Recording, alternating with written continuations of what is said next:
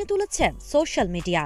নানান কারণে প্রায় আলোচনা সমালোচনার কেন্দ্রে থাকা এই নায়িকা এবার আলোচনায় এসেছেন সম্পূর্ণ ভিন্ন এক কারণে।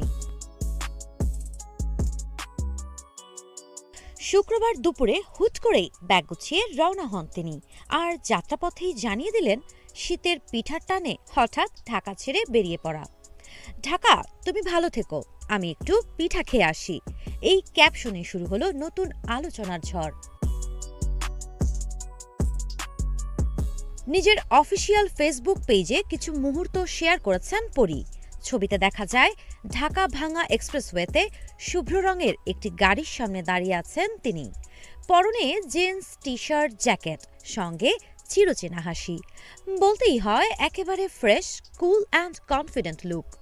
কোনো ফ্রেমে তাকে দেখা যাচ্ছে ভি সাইন দিতে, আবার কোনো ছবিতে দুই হাত প্রসারিত করে আনন্দে ভাসতে। চারদিকে সবুজ গাছপালা আর নীল আকাশ। পরিমণির প্রাণবন্ত ভঙ্গিমায় পুরো দৃশ্য যেন এক টুকরো সিনেমার দৃশ্য। জীবন অবাক না করলে কে করবে? 28% মিল্ক ফ্যাটের অবাক করার সাথে ফ্রেশ মিল্ক পাউডার। জীবন অবাক করুক প্রতিদিন। ছবিগুলো পোস্ট হওয়ার সাথে সাথেই ভক্তদের ভিড়, হাজারো লাইক, কমেন্ট আর শেয়ার, সব মিলিয়ে যেন নতুন একটা পরিমণি ওয়েভ। নেটিজেনদের অনেকেই ধারণা করছেন তিনি সম্ভবত রওনা হয়েছেন নিজের গ্রামের বাড়ি বরিশালের দিকে, কারণ শীত মানেই পিঠা, আর পিঠা মানেই শেকড়ের টান।